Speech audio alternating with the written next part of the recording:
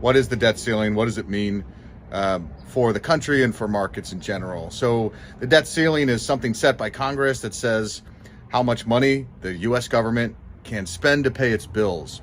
Well, when that debt ceiling is hit, we can't spend any more money. So we have to use money that we already have to spend. What that means is the Treasury Department right now, today, on Thursday, has decided to stop making payments to the federal retirement system and the U.S. postal retirement system.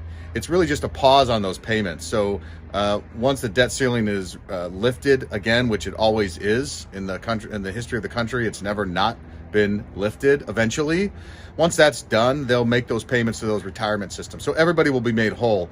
Really, no one will even know that's happening. It's going on behind the scenes. But what that does when they stop those payments is it allows the government, the Treasury, to spend that money elsewhere to make sure it keeps paying its bills. So it'll extend the amount of time it can pay its bills to about June, roughly June.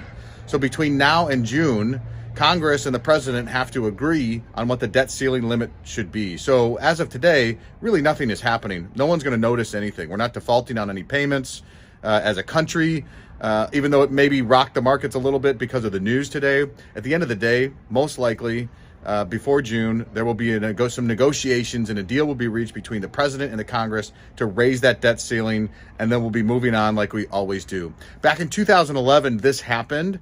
Under President Obama, where we couldn't agree on what the debt ceiling should be. And for a little bit, there was some tense negotiations. And finally, one side blinked and we were able to come to agreements as a country on what the debt ceiling should be.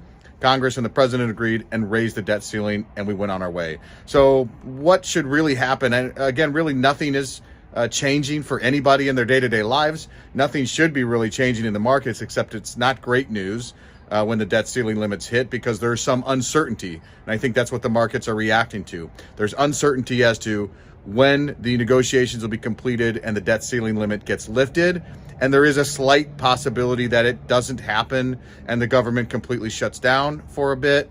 That's highly unlikely, but it could happen, and the markets never like uncertainty. So that's the debt ceiling limit. That's what's happening today. And between now and June, you're going to hear a lot about it as negotiations continue to raise this debt ceiling, and then eventually the debt ceiling will be lifted and we'll be all happy and we'll forget about it. It'll be out of the news and we'll go on our merry way. That's the debt ceiling limit. That's how it works, and you shouldn't be too bothered by it at this point. Let's wait to see what happens in June.